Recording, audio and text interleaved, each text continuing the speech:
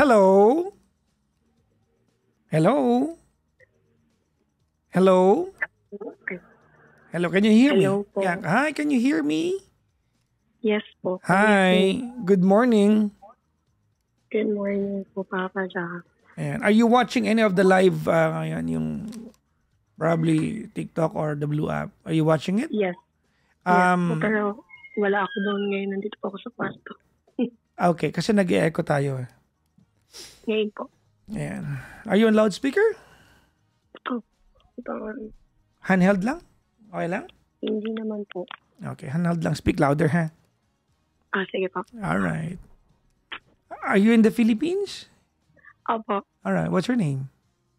My name is JL po. JL. Yes po. Okay. That probably stands for something, but I will not ask for it. Yes. You probably will not tell me naman, no? Ilan taon ka na, JL? 28 po. 28. Okay. And calling from where? Caloocan. Malapit na Caloocan, malayong Caloocan. Malapit po. Ah, malayong Caloocan yan, north yan eh. Life. Sa Fairview yan, di ba? Yes po. Anyways. J, tsaka L lang yung pangalan mo, di ba? Opo. Okay. Preferably. Ha? Preferably. JL po. Okay. Okay lang. Sige. Anong ginagawa sa buhay ni JL? Nag-work po ako as virtual assistant. VA. Sorry po, pause ako. Kaya nga, yan. Ano nangyari sa'yo? Inanood po kasi akong concert. Blackpink? Opo. May kaya. Hindi na. Mahal kaya ticket. Sakto lang po. Magkano ticket? Yung nakuha ko po medyo pricey. Magkano? Pero kaya naman. Nasa ano po, 14,500. 14,500. Kanina, hindi ko alam kung kanina nangyari yan sa NIT yata. No?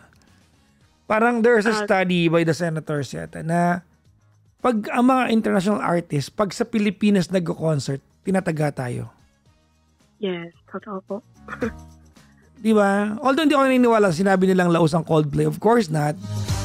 Hindi. Hindi, di ba? Pero totoo naman yung sinabi na, di ba?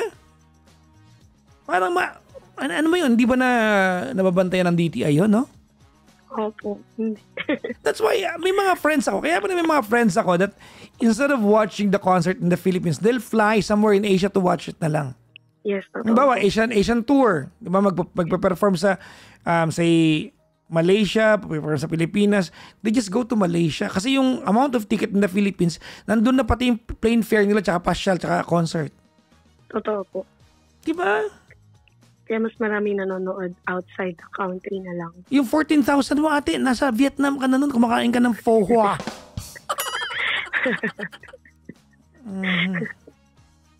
Anyways, JL ng Caloocan. May asawa ka na, JL? May partner po. May partner. Alright. What'd you call me?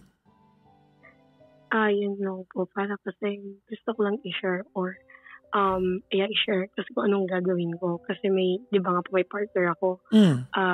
We've been together for almost 5 years. Okay. Then, we decided po na mag-live in like 6 months ago. 5 years na kayo. Apo. After being together for 4.5 years, you realized na live-in kaya tayo. Whose idea was that? Us naman po. No. Ay, sino nag-decide? Meron nagsuggest, may pamayag. Sinong nagsuggest? Siya po. Kasi ako po dapat talaga mag-apartment na ako kasi yung ini-stayan namin bahay, aayusin na po yan. So, wala po akong pag-i-stayan. Then, sabi niya, okay, sige. Biglang in-include niya na yung sarili niya. Then, okay, kami pala. Ganon. Ganon yung naging decision. Kami na pala. So, kami na pala yung sasama na pala siya. So, sige, ako na lang po yung nagaya. Ano ba talaga? Then, sino nagaya? Yeah. Ako po sa sarili ko. Okay.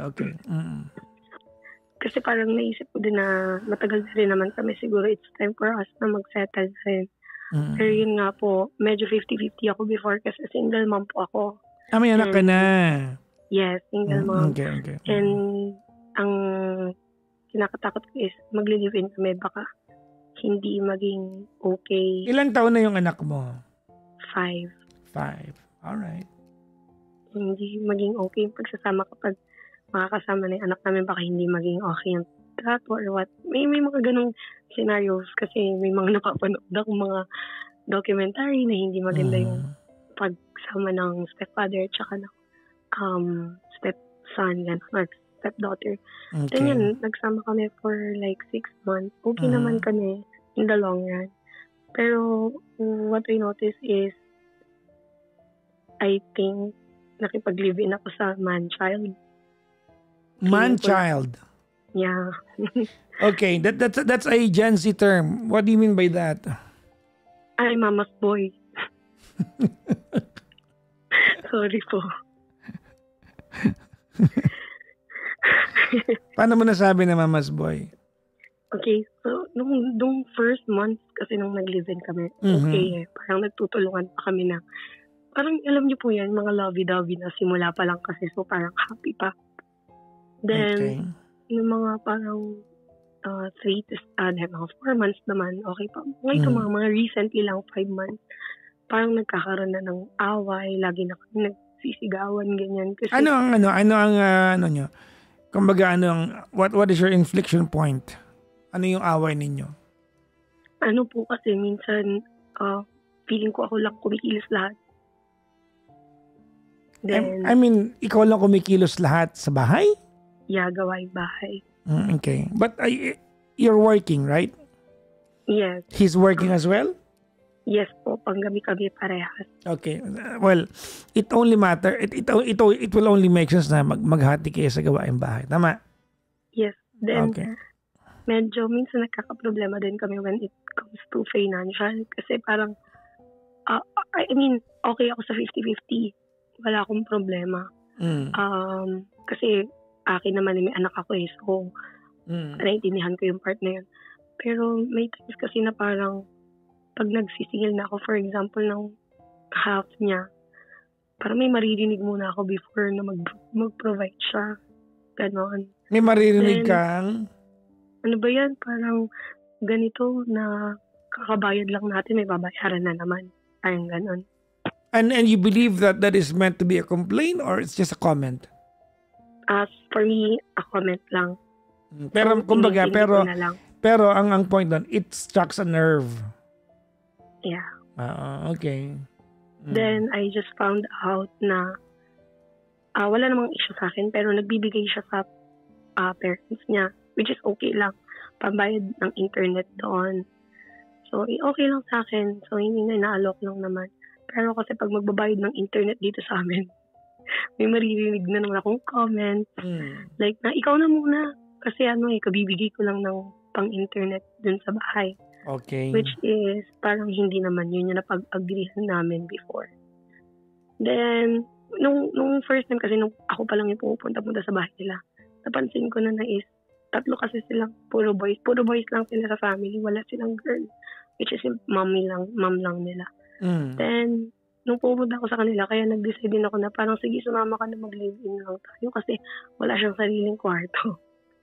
Pag nandoon kami, sa sala lang kami natutulog and then wala kaming privacy. So, parang inano ko na lang na sumama ka na para may privacy na tayo. Kaya parang naano ko noon, lahat sila nun pa nakaasa pa sa mama niya. So, parang feeling ko nag-a-adjust pa lang siya na nag-live-in kami kaya hinayaan ko muna. Then, nito nga lang, grabe na yung pinagawayan namin dahil lang hindi ako nagluto. Which is, ako naman kasi on my part, galit ako sa kanya kasi sinigawan niya ako. Sinigawan niya ako and I'm just expecting for him to say sorry. Yun lang, kasi sinigawan niya ako which is medyo fragile din ako din. Naghihintay lang ako mag-sorry sa kanya. Hindi ko siya pinansin. Sabi ko parang this is the time na siguro wag na akong maging marupok. Yun. wag na ako maging marupok. Hindi ko siya pinansin like for 3 days. Or 4. Then, what he did is, umalis siya. Okay. Umuwi siya sa kanila. Kinuha niya lahat ng gamit niya. He left me without any explanation. Without any sorry. And, ako naman parang, naging over po ba ako? Ganun. Naging? Over. Naging okay ako. What part doon ang feeling mo naging over ka? Yung 4 days ko siyang hindi pinansin. Well, I think OA yun. Yeah. Hindi kasi the fact na tinatanong mo yan, alam mo OA ka. Kasi it bothers you as well eh. Naging na-bother din po talaga ako. Okay. And then, umalis siya, umuwi siya sa mother niya, lahat ng gamit niya, dinala niya na. Then until now, it still bothers me bakit ganon instead na pag-usapan namin. So, until right now... Oh, you have the audacity to sila pag-usapan matapos mo lang hindi ka usapin ng 4 days. Opo, kasi parang lang parang siya naman din kasi may kasalanan, ba't niya ako nasigawan? Ang point ko lang is, bakit mo ko sinigawan? I mean, in the first place, kinausap ko naman siya. Pero hindi niya ako kinausap. So, I think, dahil di mo ko sinagot. No, I'm not saying you are wrong. I'm just saying, yung ano mo kasi, yung contention mo kasi, hindi kanya kinausap. Tama, you deserve an explanation. In the same manner, ginawa mo sa kanya yun eh. So what makes you the more important person to, diba, to have the upper hand sa parehong bagay na ginawa niya sa bawat isa? Tama naman. I'm just saying. Ang akin lang po is parang ngayon na tuloy ako na dapat pala kinausap ko na lang siya. Well, that's too late now. Tapos na yan. Sinasabi ko lang sa'yo. Okay. Then, kinausap ako ng mother niya na pinapakuha na uli siya. Ano na? Pinapakuha na uli siya. Okay. And then, yun na, nag-message na uli siya. Nag-message na nga kamusta. Pero hindi pa rin namin napag-uusapan yung naging away nung umalis siya. Until now. Tapos, nagtatanong siya kung pabalik ba siya, tatanggapin ko siya. Pero, akin ang... Nagtatanong siya kung tatanggapin mo siya. Kung babalik pa siya, po. Nagtatanong siya sa'yo o nanay niya? Yung partner ko po. Piniem ka niya? So, anong desisyon mo? Yun nga, Papa Jockey, kasi parang yun yung kinokol ko. Parang hihingi lang ng opinion. Kasi baka, if I say yes, maulit. Ganun. Yung mga nangyari na simula ng mga pinagawain namin na nag-start kami na sa lahat ng kilos, ako, siya, maglalaro lang siya ng computer games. And madami po kasi talaga akong nakita ng red flag and manipulation. So, gusto ko pa rin kasi parang, ano ba, nanghihinayang na lang ako sa napagsamahan or dahil din gusto ko magkaroon ng second chance kasi nagsasabi naman siya na magbabago. Or what. Yun. Kailan siya nag-PM sa'yo? Nag-PM siya no October 30. Okay. So that's around a month ago. Almost a month ago. Nag-reply ka na o hindi pa rin? Hindi pa. So 28 days na kayo hindi nag-uusap? Hindi ko pa po ni-replyan yung tanong niya. Pero nag-uusap kami like, kamusta, kumain ka na, ganun lang. Yung tanong niya kung tatanggapin ko pa ba siya kung babalik siya. Okay. That's your question? Yes. Well, the very fact that you are pressured to answer a question, you know that the answer is not a no. It's more likely a yes. Yun ang basa ko dito. But tama ba yung decision na yun? I don't know. That's another thing. Let's talk about it. Do you want to talk about it? Yes. Okay. The two of you are not ready. Hindi kayo ready parehas. Yes. Hindi mo kinento ito pero hula ko lang to. Ready? Apo. Feeling ko kasi the only reason kung bakit kayo magli-live-in ay para makatipid. It's more of an, ba't natawa ka? Tama ba ako? Yan, see? Pakiramdam ko, yun ang dahilan kung bakit magli-live-in kayo. Because it's more of an economical reason rather than wanting to build the life together. Kasi kung magli-live-in kayo, it should be more than an economical reason. The main purpose of it must be, dapat kayong dalawa, you wanna build a life together. Not because gusto nyo lang makatipid.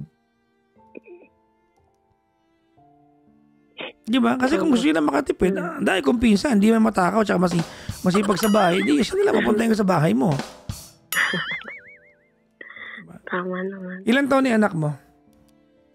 5. So your baby, your son ba or daughter? Son. Your son was just an infant nung maging kayo nito, tama? Yes. Okay. Hindi siya ang tatay, di ba? Po. Siya ba tatay? Ay, hindi. Okay. Ilang months yung anak mo na nakilala mo to? 6 months. Sabi ko na eh. So less than a year yung anak mo. Asan yung tatay ng bata? Ano po yun, I got pregnant is inabandoned na kami. Ano pa? Pakilakas pa. Nung magkaka-work lang kaming 3. Ay, nung alaman niya pregnant ako is inabandon na niya na kami. So hindi na nagbibigay yun ng kahit ano? Hindi na. Okay. Alright. Yun, kaya alam niya rin po yung kwento kasi magkaka-work kaming 3. Nung father din. Okay. Parang siya yung naging comfort zone. Yung partner ko ngayon. Kasi yun po. Kasi parang naano ko lang din naman na siguro yung sa pag-rent. Sige, sabihin na natin, Papa Jack, may tama ka. Para makatipid din 50-50. Pero, not every time naman po kasi mostly naman ako lahat. So, wala ring point? Wala din siyang point. Kumbaga, yung the stress that you feel does not make up, di ba? Or, wait lang, yung posibleng ambag niya sa income or yung pagtitipid mo does not even amount, di ba, or suffice dun sa stress level na meron ka. Because, yes, presumably, this is the person that you love. I mean, having him around should make you feel better every day. Mahal mo to eh. Jawa mo to eh. Di ba? And the fact that it's doing the opposite, then there's something wrong there. I mean, you are supposed to feel better because he's around. You are supposed to feel safe, protected, di ba, secured. Kasi, di ba, nagsama kayo eh. And the fact that you feel the opposite, there's something wrong there. I have a question. Ready? Apo.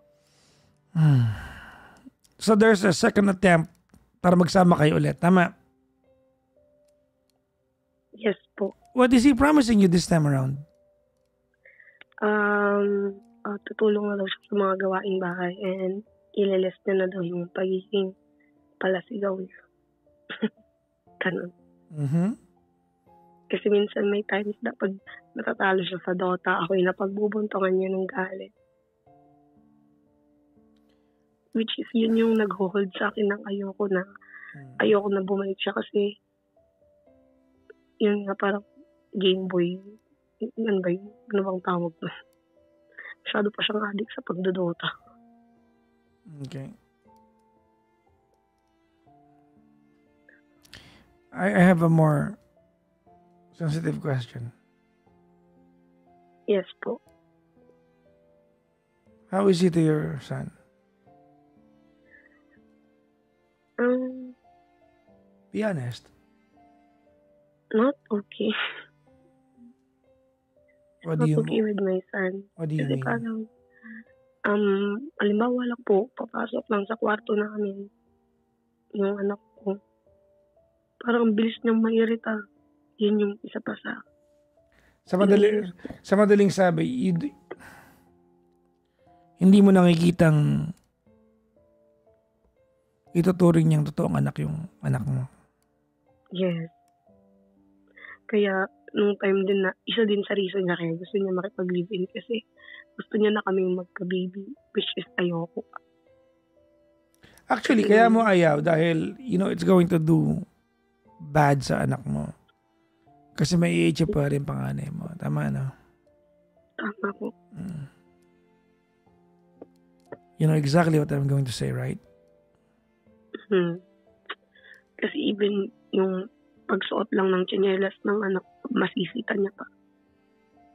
Though hindi ko po tinitake side yung partner ko. Pinagtatanggol ko po syempre yung anak ko. Yan din yung isa sa promise niya na gagawa, magbabanding sila, ganyan. Doon nagbabanding sila before, pero pag maglalaro lang ng Switch, but then after that, parang wala nang other bonding after no. Kasi po para sa akin, ang hinahanap ko din is, syempre, magiging father figure din po sa anak. Which is, nag-hold back din sa akin na bumalik pa siya dito kasi hindi ko nakikita. You realize yung takbo ng usapan natin, right? Yes. You have more complaints than things to appreciate about him.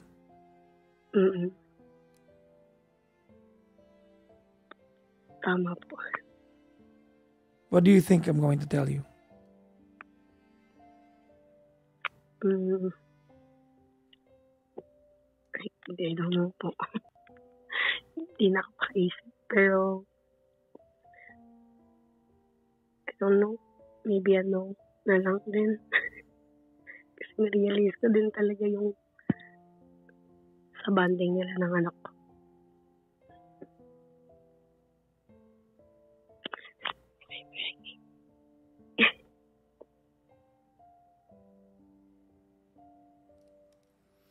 What's your question? Wala na, Papa Jack. Pili ko na, sagot ko na. Ano sagot? No. Yep. Pop? Yep. You're right. Yes. I'll tell you something. Ready? Yes. Okay.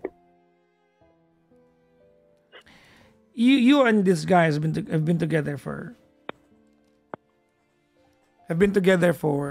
5 years. Tama na? Opo. Okay.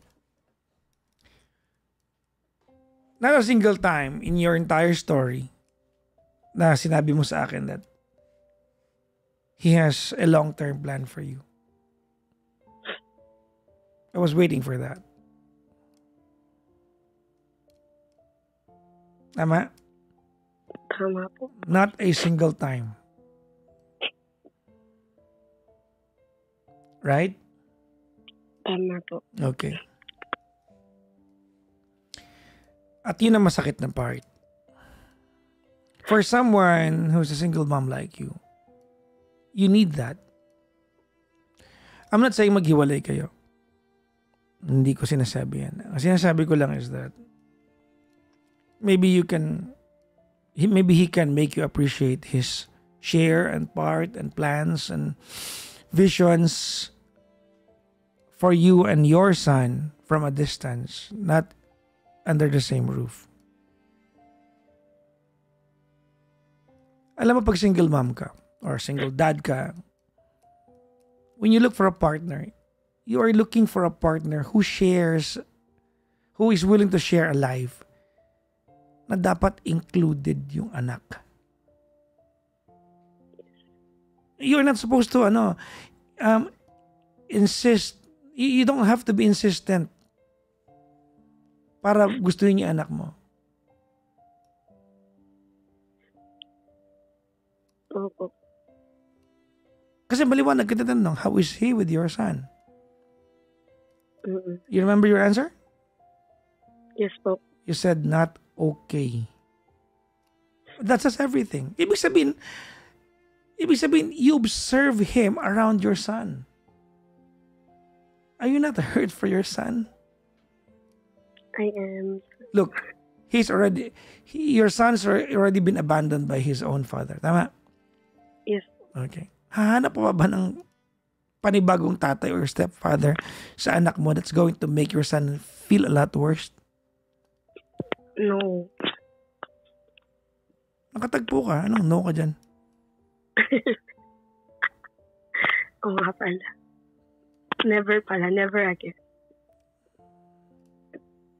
Love me, love my dog. Remember that. Tama mali? Tama po. Mga naman. I feel bad for your son.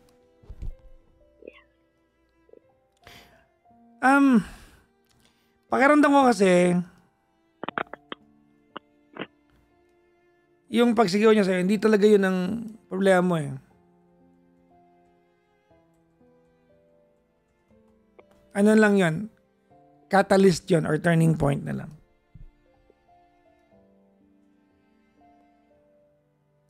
Hindi yun ang problema. Alam mo yan, hindi yun ang problema. Ang problema mo is mas malaki. Ang problema mo is that you don't see a future that includes him in your vision.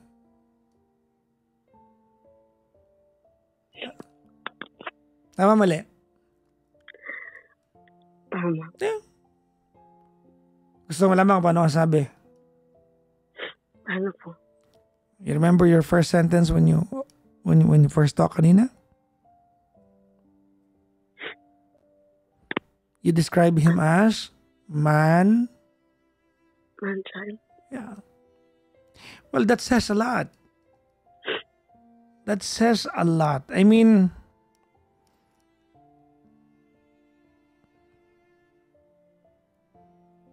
you don't like him. You just love him.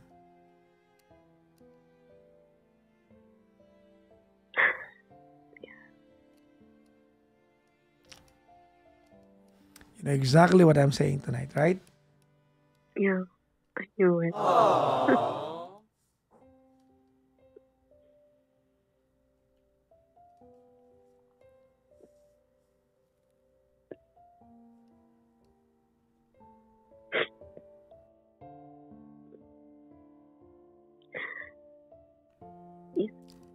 Pag single mom ka, ano? Nakita ko na ito ng ilang beses. Narinig ko na ito lang ulit na yung pag single mom ka, sanay na sanay ka kumasel at rumakit at maghanap buhay, no?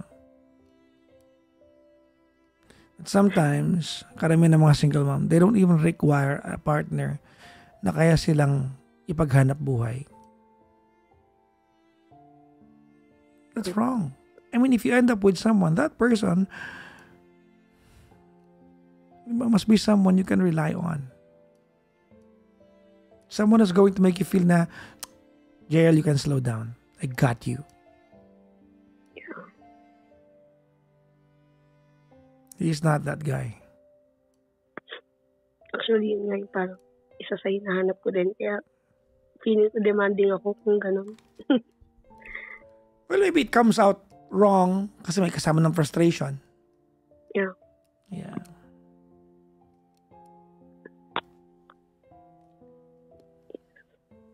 Pagising mamaya ng anak ko, yayakapin ko siya ng hintay. See? Yeah, I feel so bad.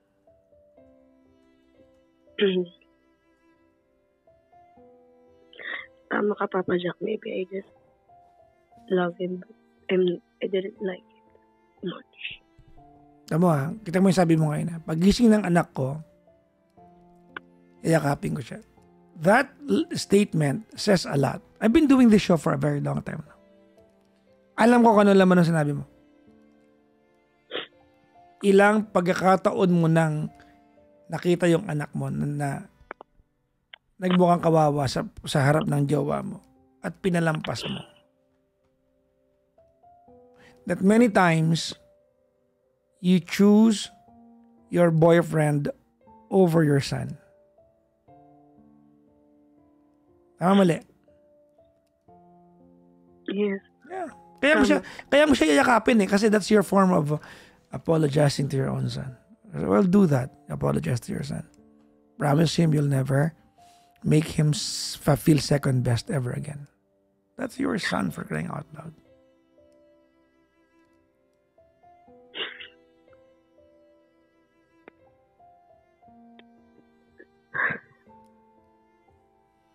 What's your message to your son?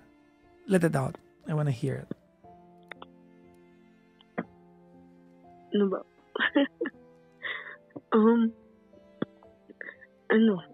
Babawi ako sa kanya. Sa lahat ng pagkukulang ko as mom. And I promise na he will grow na hindi niya kailanganin ng father figure kasi I will be his dad. Yun lang po. Congratulations. You just become a better mother tonight.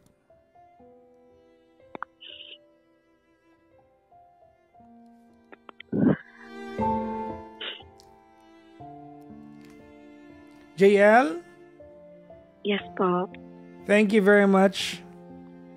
Thank you din po, Papa Jack. Say hi to your son. Tell him I said hi.